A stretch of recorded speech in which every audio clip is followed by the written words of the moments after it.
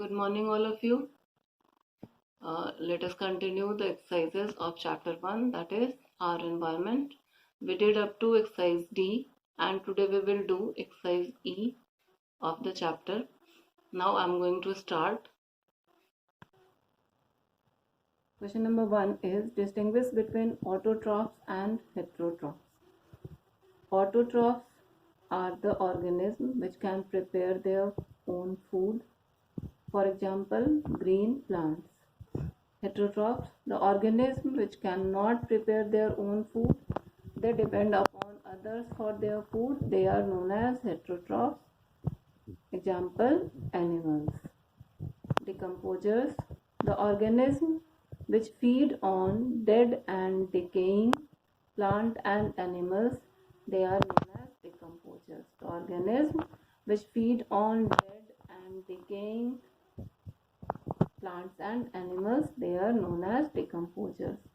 Scavengers, the bird or animal which eat the dead body of other animals.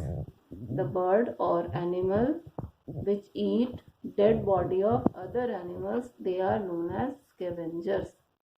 Now question number 2, state the difference between biodegradable and non-biodegradable materials. Biodegradable, the materials which can be broken down into simpler substances by microorganisms, they are known as biodegradable materials. The materials which can be broken down into simpler substances by microorganisms, they are known as biodegradable materials. For example, peel of fruits.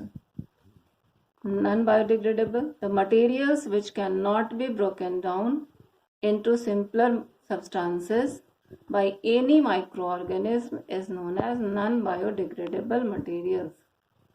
The materials which cannot be broken down into simpler substances by any microorganism is known as non-biodegradable materials. For example, plastic. Third question is, how does decomposition of dead animals turn out to be useful? By the process of decomposition, the dead animals converted into nutrients, minerals, and that get mixed into the soil. And by this process helps in cleaning of the earth's surface also.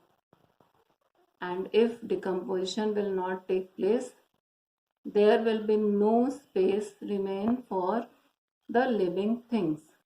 So decomposition of dead animals turn out to be useful. Again, I am explaining the answer. Decomposition is the process by which dead animals converted into minerals which get mixed in the soil. It also helps in cleaning the surface of the earth, and by this process, if this process will not take place, then there will be no space for other living organisms on the earth surface. Now fourth is, why is rainwater harvesting a ray of hope for overcoming the present scarcity of water in cities? Rainwater harvesting is the process by which we can collect rainwater when rain falls. We can collect rainwater by different methods. We can collect it on rooftops or by in underground tanks also. We can collect the rainwater in underground tanks which gradually which absorb and reaches to the underground water level and increase the underground water level, which helps in overcoming the scarcity of water in cities. Once again, rainwater harvesting is a process in which we can collect rainwater when it falls. We can collect the rainwater